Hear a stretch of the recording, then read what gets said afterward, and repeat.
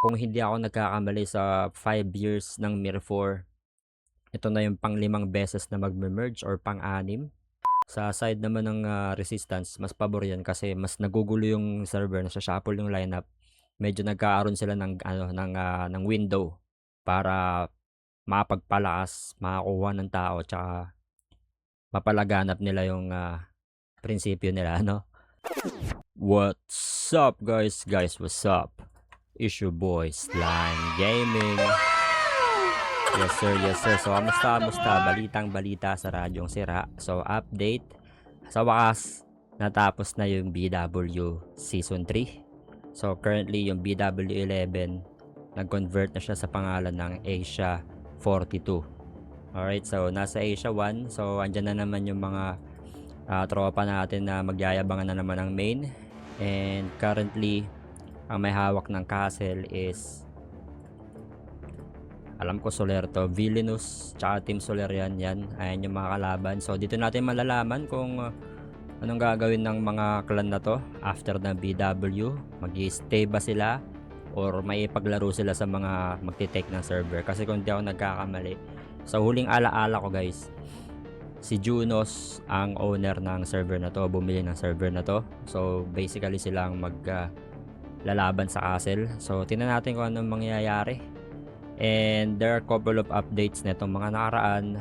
So isingit na rin natin tong isa dito. May update tungkol sa Divine Chart. So para lang din siyang codex. Then parang yung isa rin dito, saan ba yun? Scripture Hall, no? So Divine Chart nasa Conquest, sa pang-apat na tab. Ayan, solid bawat isang puzzle piece na mabubuo mo dyan. Space-time powder, most of this resources ay makukuha sa Fury Fat Battle, no?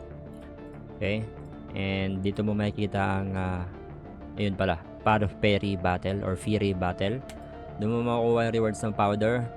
And meron pang isa, Hall of Dragonians. Eto, para sa bato, hindi ko alam. Hindi ako nagbasa masyado ng update. No? So, Hall of Dragonians, wait natin mag-load up. Kakalabas lang yan nung nag-patch.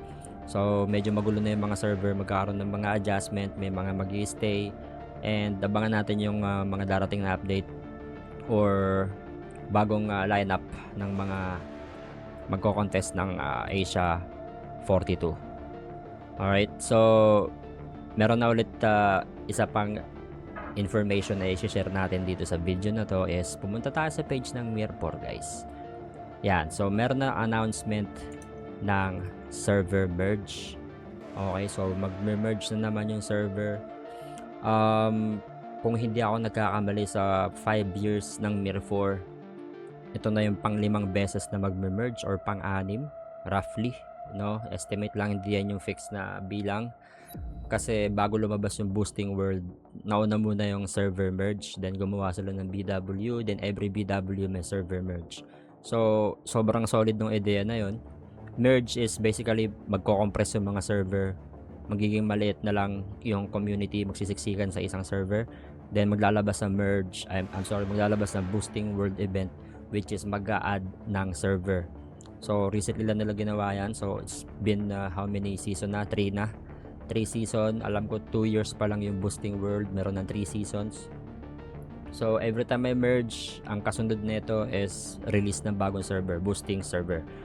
And with that being said, puntahan nyo na lang yung website guys para makita nyo yung full information. So with that being said, na magkakaroon ng merge, so darating na naman yung boosting world ngayong August 18 pa. By the way, August 18 pa mangyayari itong merge. And merong announcement na magkakaroon ng bagong class. And of course, at the same time, every time na may bagong class, hindi nyo pwedeng isalang sa local server yan. So most probably, mataas ang porsyento na maglabas na naman ng BW na magiging season 4. Right? So antabayan natin sa August. Wala pa silang in-announce tungkol dito, pero may mga teaser na or trailer na ng bagong class. May mga nagli-leak na information, yung Summoner, Dark Summoner ba yun? Yes. So paglabas niyan, by August.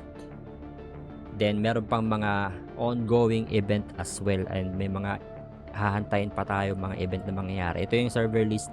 So yung 31 tsaka 41 is magsasama. Kung naalala nyo, nasa 41 si Spider-Man na Lionheart. So medyo magulo yung mangyayari pag ganito yung mga tapatan no?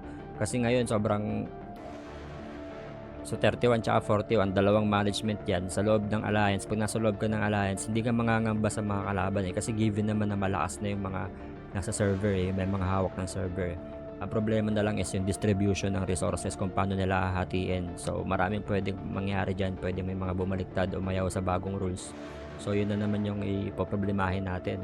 Sa side naman ng resistance, mas pabor yan kasi mas nagugulo yung server, nasa-shuffle yung lineup. Medyo nagkaaroon sila ng window para mapagpalakas, makakuha ng tao, tsaka mapalaganap nila yung prinsipyo nila, no? So ito yung mga nangyayari ngayon. Then singit ko na rin, bunti ko na makalimutan yung bagong patch update. Meron silang mission pass. Ito. So pati global, lahat ng server guys meron ganito, tapos na yung BW. So this is all over sa local server. Yan, mission pass. So yep, iwan ko muna dyan. Ano ba bang pwede nating update? Abangan na lang natin yung mangyayari sa darating na castle. Babalitaan ko kayo.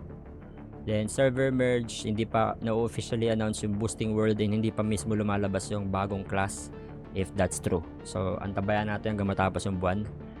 See you sa next recording guys. It's your boy Slime Gaming. Please drop a heart, a follow, and a comment. Support your local streamer. Let's go. Screw screw.